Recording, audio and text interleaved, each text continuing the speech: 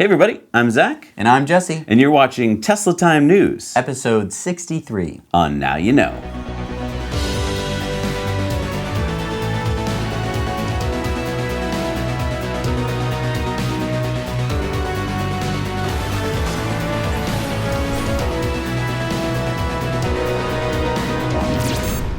All right, so welcome to this exciting Special edition of Tesla Time News. Today we are talking about the latest and greatest in the most exciting news that has come to transportation ever. Practically ever since someone was like, hey, what's this round thing? Let's call it a wheel? Yeah. We're talking that level of change here. We just got back from LA, 1 o'clock in the morning, and we wanted to bring to you the two biggest stories in electric news right now. Yes. So the first one was, we got to the semi event, and we all knew what was coming. There was going to be a semi truck unveiled. First of all, there's two different types. There was the Class 8 aerodynamic prototype, which we had seen some teaser images of. Yep. And then we saw this other one, this matte black one, this stealth truck. Yeah. Which looked amazing. I mean, it had a lower roof, so there's definitely, they were definitely the same trucks, right. with a few smaller changes, but the headpiece was probably the biggest. Yeah, and Elon was talking about how they can match these trucks up really tightly to their trailers so that you get way less wind resistance. Yeah. So how much wind resistance, Well, yeah, talking about? You measure coefficients of drag, so it's a 0.36, and it's hard for people to be like, what's a 0.36 mean? Well, as Elon pointed out, that is better, that's the same as a Bugatti Chiron. Yes. We were looking online, there's a bunch of other cars that this matches, but a key word here, cars. Right, this is a truck with the same coefficient of drag as a car. Yeah, as a Ferrari Testarossa. Mind-blowing. Wow. How'd they do that? I mean, how do you get a semi-truck, which is huge, to have the same coefficient of drag as the Bugatti or a Ferrari? Couple things. One is, as Jesse shows in this amazing video he got, he went under the truck for you to show that the bottom of the truck is smooth. It's completely flat. Yeah. By the way, whoever it was who let me use their flashlight to look under the car. Thank you. Thank you. That was lovely. Also, all diesel trucks need to be cooled, and so the whole front of the truck is a radiator. Right. These do not. So let's talk about its acceleration. Yes. The acceleration is 0 to 60 in 5 seconds with no trailer. And so what if it had a full load of 80,000 pounds? It would be 0 to 60 in 20 seconds. This is, how did they do that? That's amazing. I mean, this truck is going to feel like driving the Model 3. Yes. Except, you can just put a giant trailer and hook it up and then just, I can't wait. They're going to be drag racing in the streets. It's going to be madness. That's going to affect traffic in so many ways that we can't even, because most of the time trucks are lumbering along the slow lane and they can't get out of your way. And if you're going uphill, they can only go 45 miles an hour. These trucks are going to be able to blast past other trucks. 65 miles an hour. Yeah. That's amazing. Now, another thing, he mentioned so many details that night that I think got glossed over. Completely glossed over. Let's talk about jackknife proof. What does that mean? Basically, because you have independent motors in the wheels, a normal diesel semi-truck has one engine. Right. And then the power has to be distributed. With this, it's 4 independent electric motors. You can tell the back right tire to go accelerate and tell the other one to reverse. You can do all sorts of crazy things to control the car independently, which is the same stuff, and we'll get to this soon, that the Roadster could do with torque steering. Right. That you can prevent the truck, when it senses that it's going to jackknife, it can just say, nope, and not jackknife. All right, so who cares? Approximately 10% of combined truck occupant fatalities are associated with jackknife. Wow. 10%. So that will eliminate 10% of accidents. Yes. How many accidents are we talking about? In 2000, there were 4,930 large trucks involved in fatal crashes. So deaths. Yeah, that was 63% of all multi-vehicle fatalities. Wait a minute, so on the road, when more than 2 cars are involved, 63% of the time, a large truck is involved. Yeah. Wow. Yeah. I don't want to say that trucks are deadly, but they're massive. Oh, no, and they if are. they crash, they're deadly. Since the 1970s, approximately 12 to 13% of all traffic-related fatal crashes were the result of crashing involving a large truck. By the way, we're getting this data from a NISTA report. It was fascinating to read through. You can see it down in the description below. Really cool stuff to learn about, and to now think about, you know, a truck that basically has autopilot and safety features built in, like automatic braking. Yep, automatic lane assist. I mean, Yeah. that's huge. What if a trucker gets tired and starts to drift off into another lane? Yeah, you're in trouble. I mean, this, and let's be honest, this is the 7th deadliest job in America. Wow. Fatality rate of 24.7 per 100,000 workers. That's 880 total per year. It's Die? also, yeah, and it's also the biggest job in America.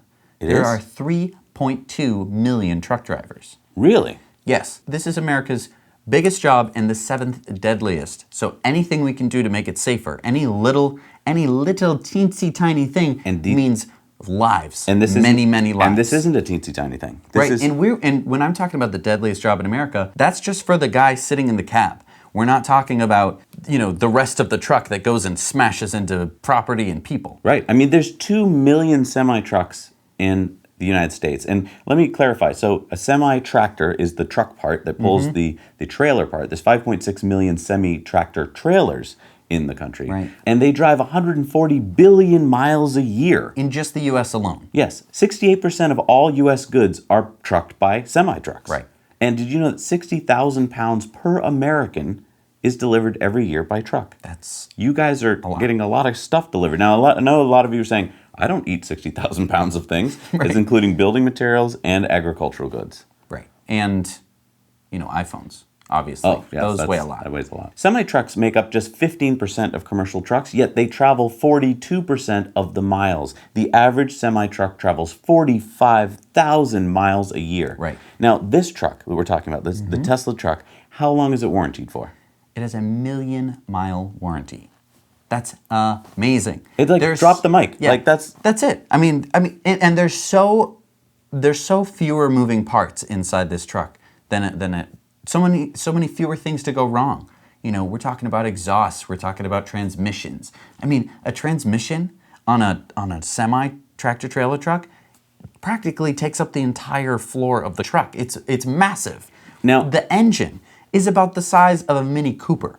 I mean, the things are just big blocks of steel. And now they're going to be batteries and smarts and motors. It's exciting. let's talk about the two big pieces that came away from the other night. Battery range. Mm-hmm. So how long can this truck go? You can either get a 300 mile or 500 mile. The 500 mile I was not prepared for. No one was. Everyone had been told it's going to be 200 to 300 miles. And someone had said this, and then it just became news. It became the truth. Everyone thought, oh, I guess Yep, it's the 200. Yeah, the 200 mile number stuck for months. Right, because someone leaked it from another trucking company, and they said, oh, I overheard them say that. And then it just stayed. So let's talk about why 500 miles is such an amazing number. 500 miles means that 85% of the trucking can be done with this truck without having to go beyond that. Right.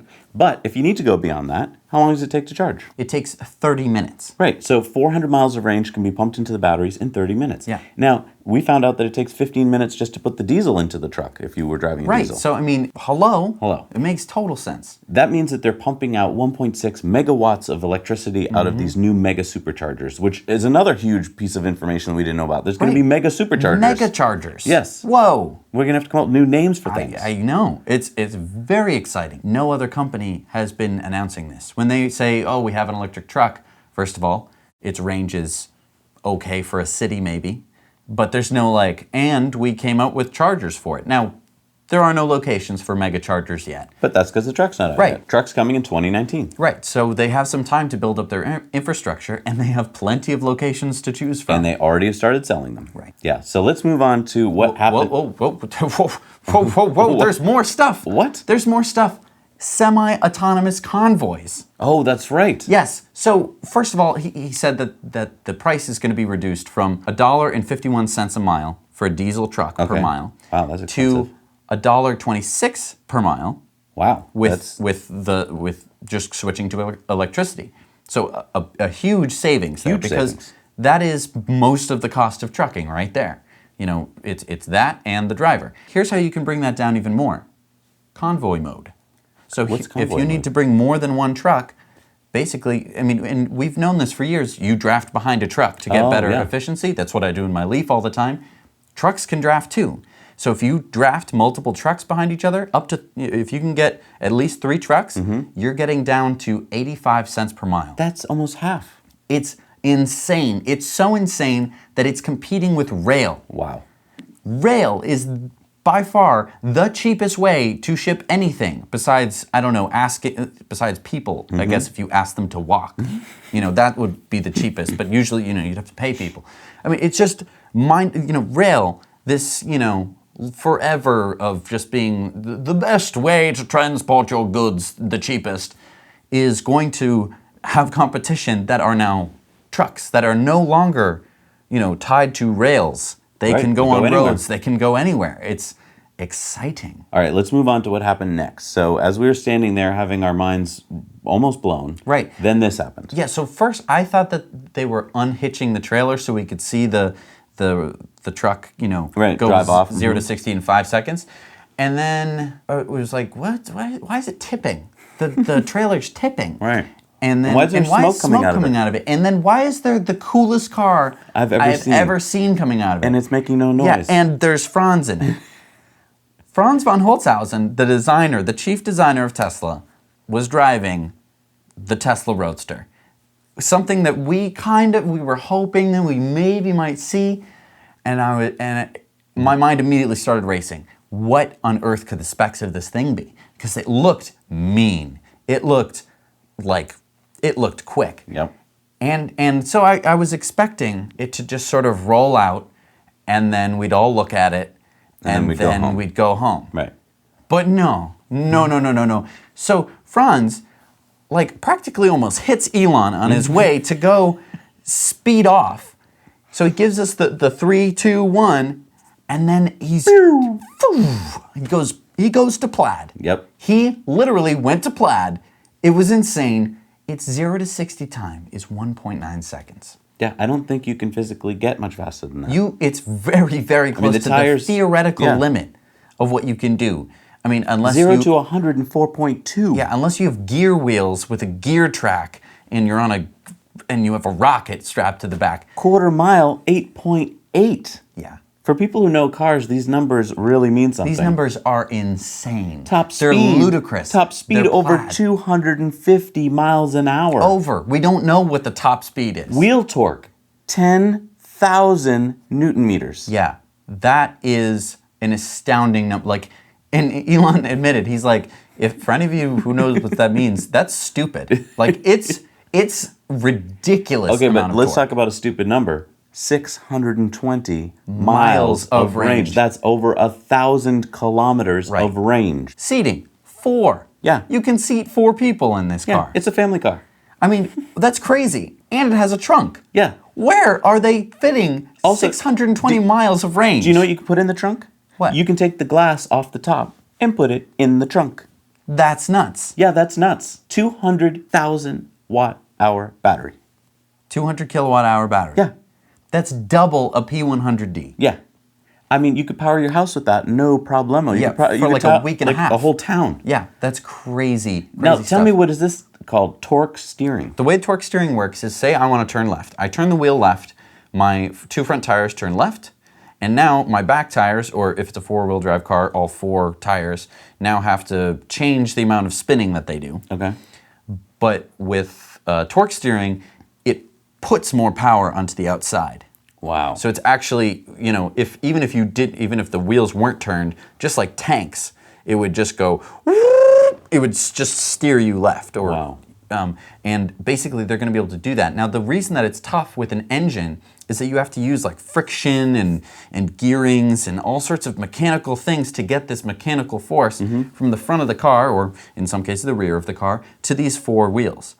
With this car, so you have 2 independent motors in the back that can switch, they can, give more or less torque. Wow. Independent of each other. And then you have the front, which also can distribute power.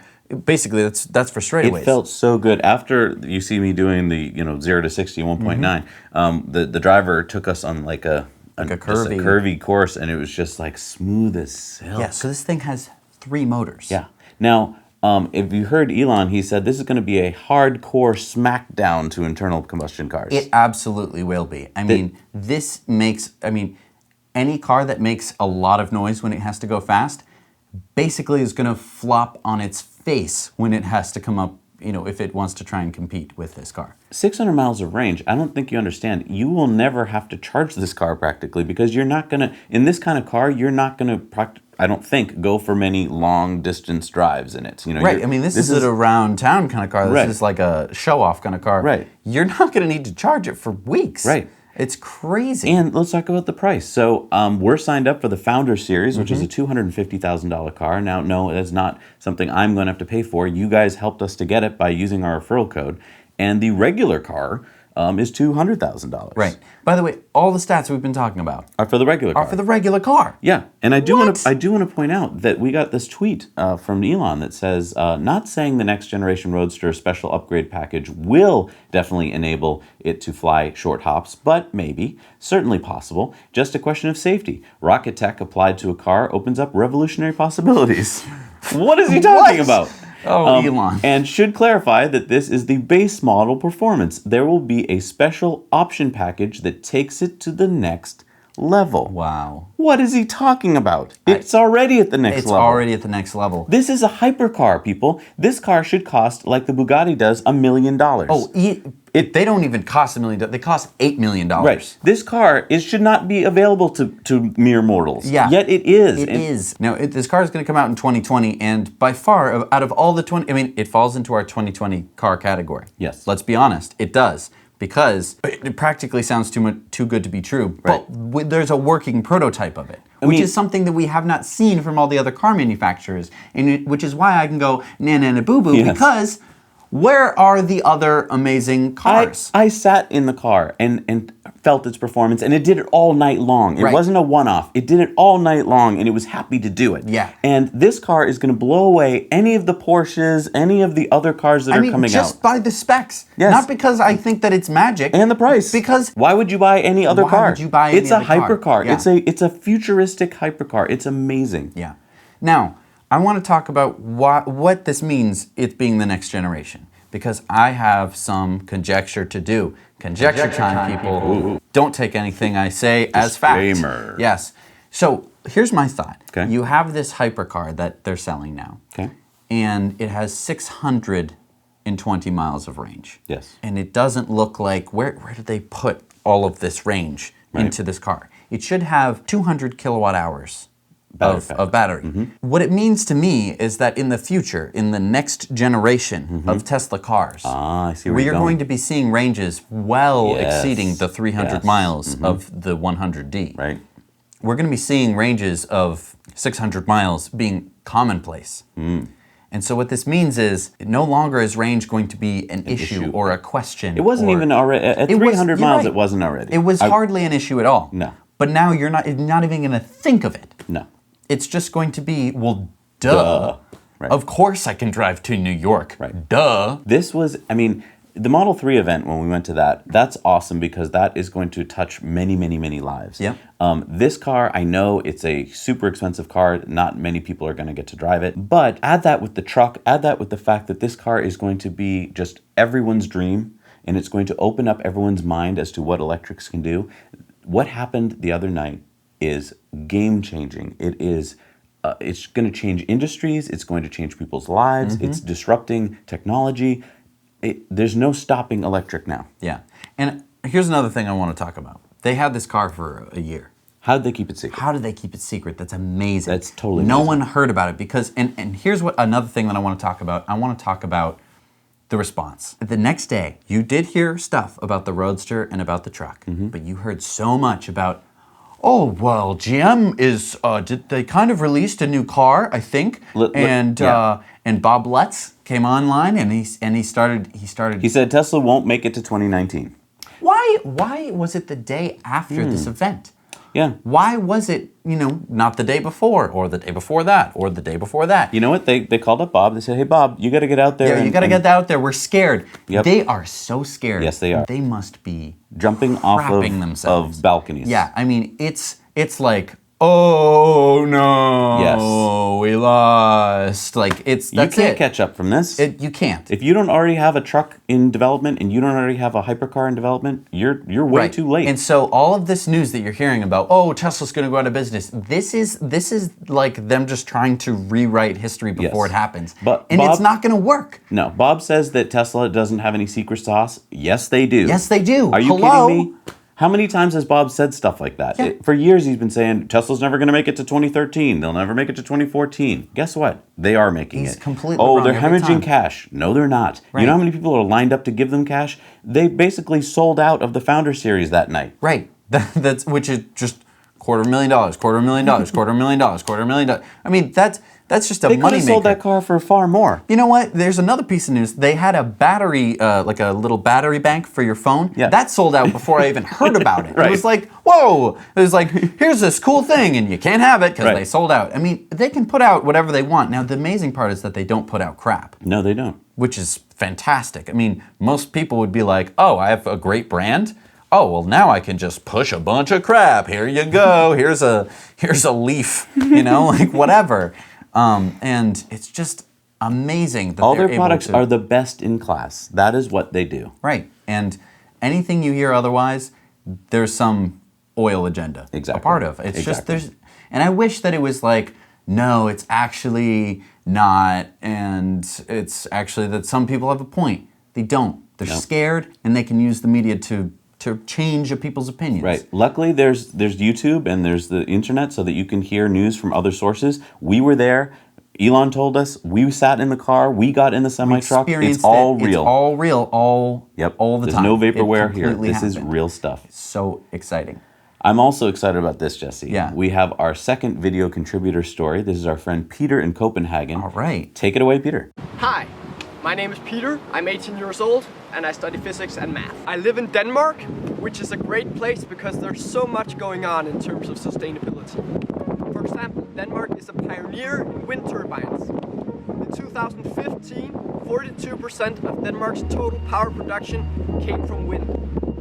It's always very windy in Denmark. But we still burn a lot of fossil fuels, like here at Avedøre Power Plant. To be fair, Avedøre Power Plant is actually one of the most efficient power plants in the world. It can reach efficiencies of up to 94%. This is when the excess heat goes into the large district heating system. Here, the government is laying down new heat pipes.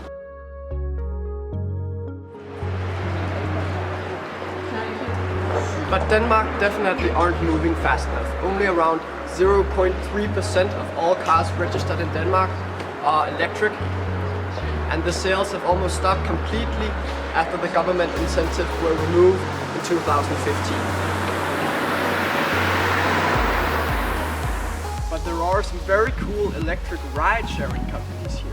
This is the first energy negative house in Denmark. It actually generates more power than it uses. Last spring, I got in contact with the marketing manager of Tesla in Scandinavia, Christian Marcus, and went and talked to him here at the Tesla dealership in Copenhagen.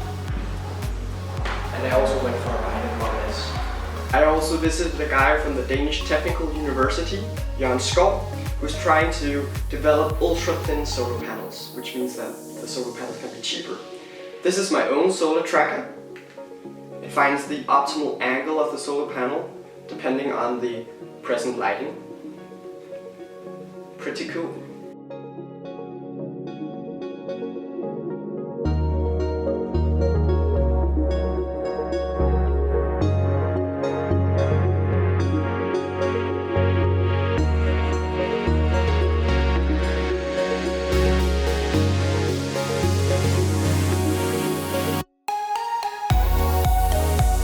Isn't he great? That kid is awesome. I can't wait to see more stories from him. I know there's awesome things in store for him. We have a Patreon bonus story this week. Oh yeah?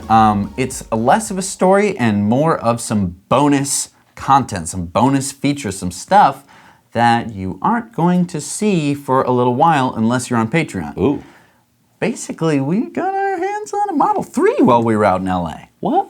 Yeah, so we actually got to go for a little ride, go for a little spin. We're not going to show footage of that in the episode, are Well, we? we won't show any here, but if you go onto Patreon, you can see some of that. We tested basically everything we could think of at the time. That's enough. Okay. We'll be back. Cut that part out. Just kidding. All right, we're back from our Patreon bonus story. And we want to shout out to our Patreon supporters who give $5 or more a month, because these people really are giving us the money that we need to be able to cover events like this for you guys. I mean, we were covering it with a new camera that we got a few months ago that was perfect for this. Yep. And we couldn't have done it without you. We would have had to have either brought this big giant thing and it wouldn't have gotten in anywhere, or it would have all just been on our cell phone. So thank you so much. We want to shout out to Leonard Van Ryn, Iskren Petkoff, Nicholas Paquin, Maria Perry Garbo, and Grant Brown. Thank you guys. You guys rock. All right, so I want to start talking about some of our viewer comments. Yes, Now, we usually, have the best viewers. Yeah, we do. It's fantastic. Hands down, you guys make us feel so awesome, because when we were broadcasting live, your comments were coming in and they were giving us a real big boost, because a lot of times we've seen on other YouTubers the comments like, you suck and this is awful. Right. You guys were telling us what we needed to know, things like, your cameras are looking good now, I can hear your audio well, but you're also saying things like this. From Muka Zero, Jesse, we are not allowed to film. Starting live broadcast anyway. You do it for us. Thanks, guys. Yeah. So I just want to say, Jesse was filming the live stream and he was carrying like all this stuff. Yeah, I was carrying these sweatshirts around. And jackets and so he's carrying all this stuff. He's trying to live stream. Then there's thousands of people around us and he is having to make his way to the cars, get shots for you guys. It was a lot of work. I almost got crushed and trampled to death. But no big deal. It was for a good cause.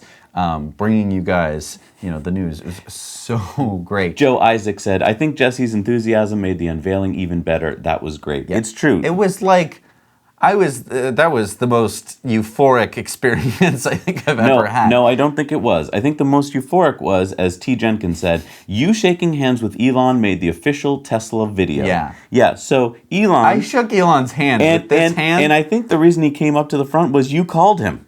You went, Elon! Yeah. And he came over and he shook your hand. Yeah. You also got to talk to and meet Franz von Holzhausen that night. It was an amazing, amazing by the way, night. Franz, if you're watching, thank you again. I mean, Yes. I thanked you at the event, but thank you for making such a beautiful car. It's just gorgeous. I mean, you are changing the world with that car. I don't know if video captures it either, because we've only seen our own video a little bit. I think it does a little bit, because it's but in person, it's just you want to drop to your knees. Yeah. It's just gorgeous. Also, I also want to just thank everyone who was like, check this, check that out on that thing. Because again, I was like, this is great, but it was nice to have people be like, check the tires, go look in the inside. It was like, oh, thanks, someone from over my shoulder being like, hey, you should go do that. Thank you, because otherwise we wouldn't have that footage. So you guys rock. Yeah. You want to talk about superchargers? Let's talk about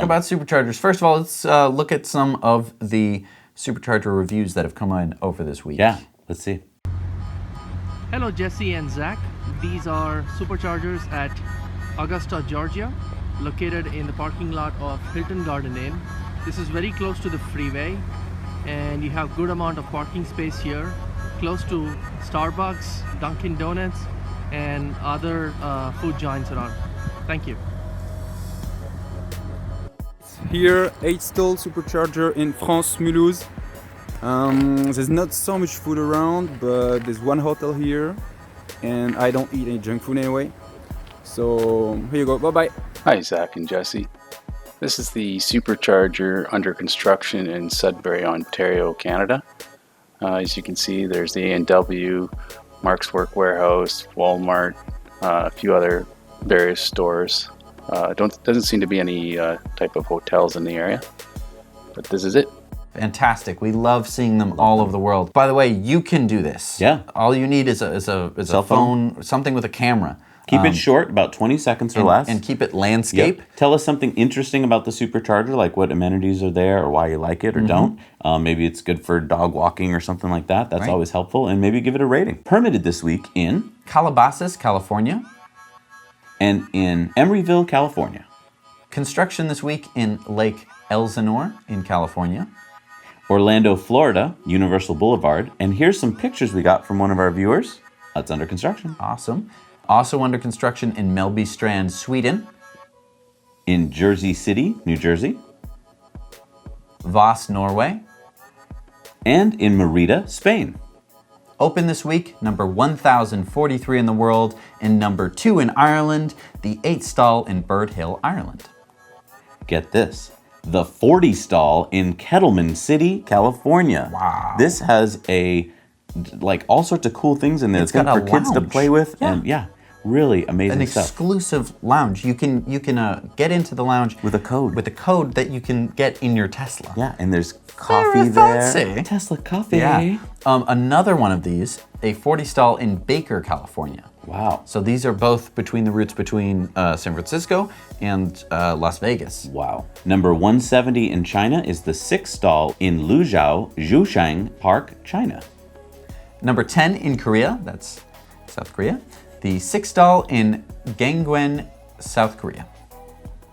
A 21 stall, can that be right? 21? It's an odd number. That'd be good for one in Las Vegas, but this is Maybe the 1 stall is a mega charger. Oh, conjecture.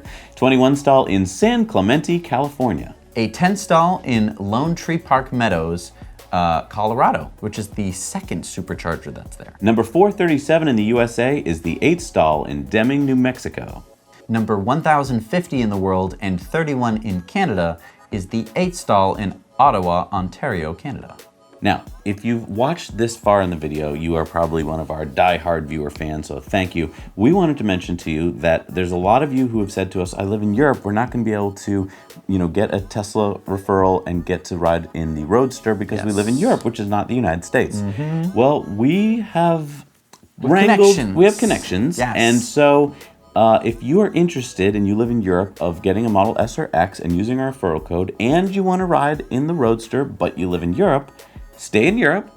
We will come to you. Yes. In a Roadster. Yes. In Europe. So contact us. We have a different referral code for you to use.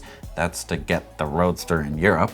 And we'll do the European Roadster Tour. Tour. The European Roadster Tour, which is another crazy thing that we're doing. Yes. We have other crazy ideas in the future, but this is going to be the next level of crazy. On top of the contiguous United States crazy, there is now another European crazy. You know what's good about our crazy ideas? Is that we're all alone down here and no one can stop us. That's true. None of you can stop us, no matter what you do.